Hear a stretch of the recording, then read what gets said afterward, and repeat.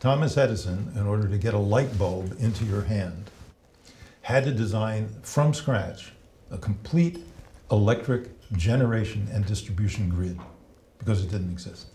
Plus a whole complete new business model for how to capitalize and charge for electric generation. He had to put all of that in place before he could light up one light bulb. Right? Shai Agassi is taking the same approach. We at Better Place looked at the problems that were prohibiting people from adopting electric cars in the past. We figured out cars are a social device. They drive about 2 hours a day and they park about 22 hours a day. And so if they were parked and got topped off, got filled up as they were parked, you'd solve most of the issues of getting energy into the car. In the past, again, electric cars were limited in range, and that range limitation is also known as range anxiety. Caused people not to use electric cars because they were afraid to get stuck.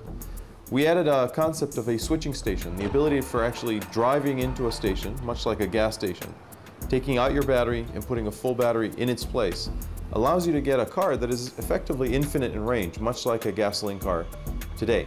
So when you look at the solution that Better Place provided, instead of waiting for the electric cars to come and then building an infrastructure that would support charging of these cars, we've started by putting the infrastructure into the ground across an entire region, a country, for example, Denmark or Israel.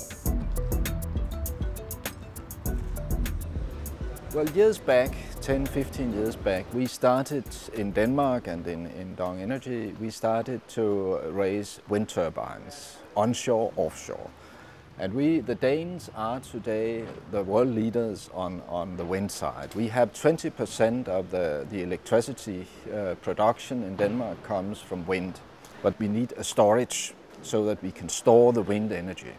Until now, that has really not been possible. But the battery, that is a storage of wind energy. And when you have the battery, why not put 4 wheels underneath it, and then you have the EV. My view of success would also be to see a lot of companies repeat what we've done. We always imagine that when we will demonstrate success, and many companies will come up and copy the Better Place model. We're somewhat surprised that by now we're still the only company that's attempting this kind of a bold transformation.